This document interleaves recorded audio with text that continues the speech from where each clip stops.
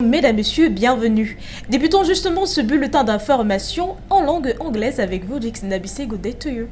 Bon après-midi, Bala. Good day, ladies and gentlemen. You're welcome to the first segment of this midday bilingual newscast over 4U television, where we kick off in Algeria, where French President Emmanuel Macron has been announced to visit the country this week at a challenging time when the country is facing, of course, wildfires outbreak. To some Algiers residents, it is a good news, although the wounds of the war some 60 years ago are still fresh in their hearts. Details with you, Moni Manu. French-Algerian ties hit a low rate last year after Macron reportedly questioned whether Algeria had existed as a nation before the French invasion and accused its political military system of rewriting history and fomenting hatred towards France. Algeria withdrew its ambassador in response, but the two sides appear to have mended ties since. Macron is to visit Algeria from Thursday to Saturday this week. The French presidency announced Macron's visit as Algeria reels from devastating wildfires. In 2017, before he became president, he said good things. He had made his visit, and just after he came back to France, it changed. He had a different speech. Let's hope that today's France will understand that Algeria is politically, economically, militarily, and financially independent. The North African country won its independence from France following a grueling 8-year war, which ended with the signing in March 1962 of the Avian Accords. On July 5 of the same year, days after 99.72% voted for independence in a referendum, Algeria finally broke free from colonial rule, but memories of the 132-year occupation continue to haunt its ties. Personally, I would like France to apologize for what happened. What we saw, what history was told, it's blatant, it's clear.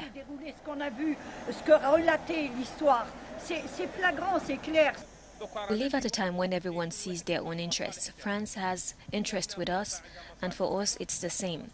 But our problem is not about these interests. The problem is that our archives are still in France and we have no news about them. They rightfully belong to the matters of the war. The discussions should not only be about protocols and trade. With France, French historians say 500,000 civilians and combatants died, 400,000 of them Algerian, while the Algerian authorities insist 1.5 million were killed. But 6 decades on, despite a string of gestures by Macron, France has ruled out any form of apology for the colonial period. We now talk health on the African continent, where a new case of the Ebola virus has been confirmed in the city of Benin in the eastern part of the Democratic Republic of Congo, according to the country's National Institute for Biomedical Research. Genetic sequencing showed the cases linked to the 2018 to 2020 outbreak in North Kivu province, which killed nearly 2,300 people. Ebola can sometimes linger in the eyes, central nervous system and bodily fluids of survivors and flare up years later. Congo's dense tropical forests are a natural reservoir for the Ebola virus, which causes fever, body aches and diarrhea. It should be noted that since 1976, the country has recorded 14 outbreaks. We now leave from one country to the next and take you to Angola, where in less than 44 or 48 hours, the country will head to the polls to decide the future of their nation on Wednesday, August 24th, 2022. The landmark elections, with more than 14 million registered voters, has been described as an existential moment for the country. Details with you, Fotso. Political parties are in the running, with an expected duel between the two main parties, the Popular Movement for the Liberation of Angola, MPLA, the party in power since independence in 1975, and the largest opposition party, the National Union for the Total Independence of Angola, UNITA. The stakes are high for the MPLA, led by President João Lourenço, elected in 2017 and running for a second term. The president of the party of coalition dominating the assembly automatically becomes president of the republic. But many Angolans are turning away from the ruling party in the country in great economic difficulty. Angola, which has 33 million inhabitants, is rich in oil, but a large part of its population lives below the poverty line. There are a lot of expectation in society, said Claudio Silva, a political commentator in Luanda. People are very enthusiastic because there is a prospect of change, he added. For many, change may come from UNITA leader Alberto Costo Jr., nicknamed ACG, who has invigorated the opposition since taking over as party leader in 2019. For a little less than a year, this 60-year-old man, reputed to be a good orator, has succeeded in ruling several opposition parties.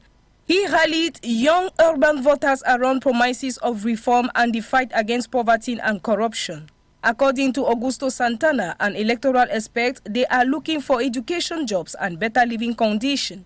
For its part, the MPLA should try to take advantage of the repatriation to Angola on Saturday of the body of former President José Eduardo dos Santos, who died in Spain last month, recalling his role in the pacification of the country after its independence from Portugal, believes independent political analyst Mauricio Lourenço. He led a long and difficult civil war which killed some 500,000 people in 27 years with the support of the USSR and Cuba against UNITA, supported by the South African apartheid regime and the United States. However, given the controversial legacy of Mr. Dos Santos, whose family has been implicated in corruption cases, the use of this argument should not have a major impact on the election, according to her. 117 severely injured following an attack by Al-Shabaab militants in Mogadishu there in Somalia. The surge, which took place over the weekend, lasted over 30 hours and saw heavy human loss as well as material damages. Mwanzi Joyoko. Militants in the Mogadishu hotel has left over 21 dead and 117 severely injured. For over 30 hours, security forces fought with Al-Shabaab militants hiding inside the Hyatt Hotel. Authorities said more than 106 hostages were freed. During the operations, the security agents were focused on getting out the citizens. They managed to save more than 106 people, including children and women.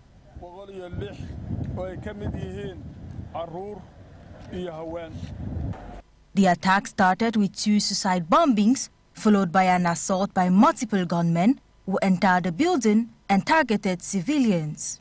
Al-Shabaab, an Al-Qaeda-linked group existent in Somalia since 2006, describes itself as waging jihad against enemies of Islam and is engaged in fighting against the federal government of Somalia and the African Union mission to Somalia.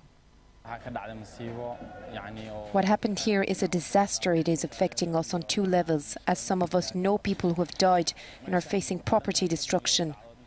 The hotel siege lasted about 32 hours. Security forces and Al-Shabaab fought on top of us. As you can see, there are many properties torn. Such incidents are repetitive, and us young men are always the victims of such attacks. The group claimed responsibility for the killings. The Hyatt Hotel is a favored meeting spot for government officials whom Al-Shabaab militants have been targeting for the last 15 years. Government has pledged to take accountability for the recent killings by Al-Shabaab military terrorist group carried out over the weekend. The announcement was made by Somalia's Prime Minister Hamzi Barre shortly after the attack. Let's now talk the African continent, where the Pan-African Parliament, in a bid to tackle the litany of challenges the African continent is facing, will reconvene in Midrand in north of Johannesburg on Tuesday, August 23, 2022. Top of the agenda will be peace, security, and how to reposition the institution. Details in the following report. Pan-African Parliament PAP will reconvene in Midrand north of Johannesburg on Tuesday, a meeting devoted to tackling the litany of challenges the continent is facing. During the foregather, members of parliament from the continent will look at ways to revive the institution. According to PAP President Chief Fortune Charumbira, they are on course to reposition the parliament to represent the interests of Africans, for that is the only way to bring about solutions to what the continent is facing. Contrary to the past, the Pan-African Parliament this time says it has prepared a comprehensive program to tackle issues like peace and security, strengthening central institutions to support democracy and good governance. This is at a time when a country like Kenya is going through post-election tensions in its quest for democracy. In a bid to fix its past mistakes, the Parliament is undergoing introspection and aims to encourage member states to ratify the Malabo Protocol to give powers to the Parliament and have an oversight role. One of the founding fathers of the African Union and former Nigerian President Olusegun Obasanjo will deliver a keynote address and outline how the body should reposition itself. It should be noted that PAP has been mired in controversies since its establishment, but Charumbira says they are turning around the situation. Africans can only wait to see the outcome of these in resolution of matters affecting the continent. We now talk Cameroon-Chad relations, where Cameroonian President Paul Biya on Monday, August 22, 2022, received the Chadian Minister of Finance and Budget, Tahiti Hamid Igwetin, a special envoy of the President of the Transition, Mahamat Idris Deby. Futso has the precisions. The emissary from Jamena was accompanied by the Deputy Director of the Office of the Chadian Head of State. As a good messenger, only 30 minutes were enough for the Chadian Special Envoy to say that he was carrying a message from President Mahamat Idris Deby Itno, intended for President Paul Biya. A message between two heads of state, but which, according to the Special Envoy, essentially relate to the excellence of the cooperation and centuries-old relations that Chad and Cameroon maintain. The Chadian envoy did not fail to thank Cameroon for the support it provides to Chad at all times, particularly during this transition phase, and to announce the start of the inclusive national dialogue in Chad. The Tahit admit case not being a first in Cameroon. In 2014, it was already the case with Moussa Faki Mahamat, then Minister of Foreign Affairs and Integration of the Republic of Chad. A visit which at that time had made it possible not only to warm up relations between the two states, but also to pool their efforts to fight for peace and security in the sub-region. 40 hours after the launch of the Inclusive National Dialogue, with the aim of getting the country out of military transition and organizing election, with a view to laying the groundwork for a new Chad, one could think of a possible pooling of forces between the two states. Thank you, Futso, for that report. It's on that report on Cameroon-Chad that we draw down the curtains of the first segment of this midday bilingual newscast with Minjix Nabisi. The second segment in the French language is going to be with you, Mbala. Bon après-midi, une fois de plus.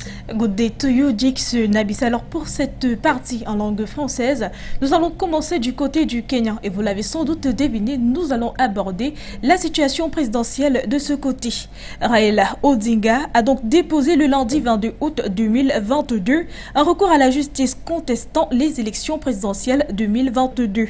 Le candidat déchu affirme avoir des preuves de corruption qui lui ont donc empêché d'être président de la République kenyane 2022. Prenons justement plus de précisions dans ce reportage. Raila Odinga affirme avoir des preuves de sa victoire. Selon lui, le recours déposé au sein même de la Cour suprême entrera dans l'histoire du combat pour la démocratie contre les agents tissés dans l'ombre qui, selon lui ont empêché de gagner les élections présidentielles et par ailleurs être à la tête du pays. L'élection présidentielle de 2022 représente la tentative la plus téméraire par ce cartel pour renverser la volonté de l'électorat. Nous refusons de laisser le Kenya aller dans cette direction. Cela ne doit pas arriver et n'arrivera pas. Loin d'être juste des mots, au total, 9 recours ont déjà été déposés devant la Cour suprême. En dehors de celui rédigé par Raila Odinga, les autres ont été déposés par des organisations non gouvernementales et des particuliers. Nous pensons que cette élection équivaut à un coup d'état civil et que toutes les règles du jeu ont été violées. Pour rappel, en date du 15 août 2022, la proclamation des résultats présidentiels au sein même de la commission électorale avait donné lieu à une véritable scission.